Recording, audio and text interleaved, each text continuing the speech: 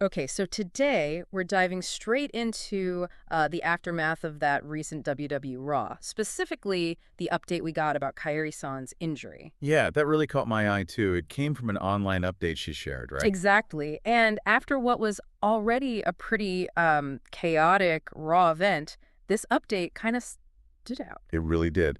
It's interesting how sometimes an injury announcement can almost, overshadow the matches themselves. Shows Yeah, how invested people are. definitely. It wasn't just a quick "she's injured" note. Kairi Sane herself broke her silence after that pretty turbulent clash she was in. Right. So our mission here, as always, is to go a bit deeper. Let's unpack what this update really signifies and, the potential ripples. Well, the first thing that springs to mind, especially in the WWE context, is damaged CTRL, her faction. Ah, good point. When you take a key member out, even temporarily, it immediately puts the group's stability into question, doesn't it? It absolutely does. So after this clash, Kairi-san posts her thoughts, and the message was, what was powerful, all about resilience. What did she say exactly? She put out there, pain is temporary, but passion is eternal. Wow. Yeah, that's strong. Speaks volumes. Grace and grit, like the update said. Totally. It really makes you think that kind of sentiment, passion over pain, it goes way beyond just the wrestling ring. Absolutely. And it brings us right back to damaged CTRL. How does this message, this setback, impact them? Hmm. Does it, like, shake their foundation? Or does it maybe do the opposite? Could it actually, I don't know, galvanize them somehow, make the remaining members step up? That's the million-dollar question, isn't it? Hmm. Destabilization versus motivation.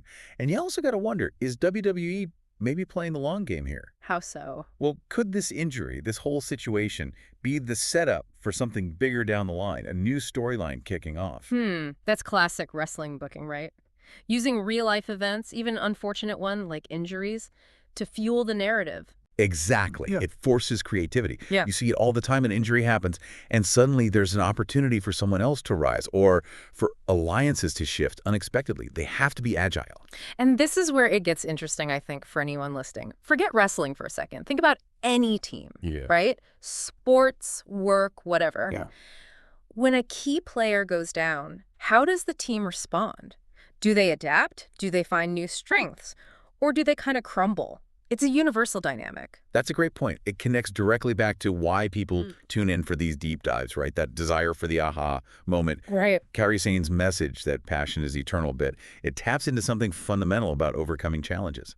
There are real lessons there, even wrapped up in entertainment. Resilience, commitment. Yeah. It resonates. Yeah, it really does. So ultimately, this whole situation, the specific update from Zayn, it's kind of a reminder setbacks happen in the ring, out of the ring. But maybe they carry lessons. If you look past the initial disappointment, And thinking about those wider implications again, Kairi's absence could genuinely shift the power balance within the women's division, maybe even WWE more broadly. oh, interesting. How?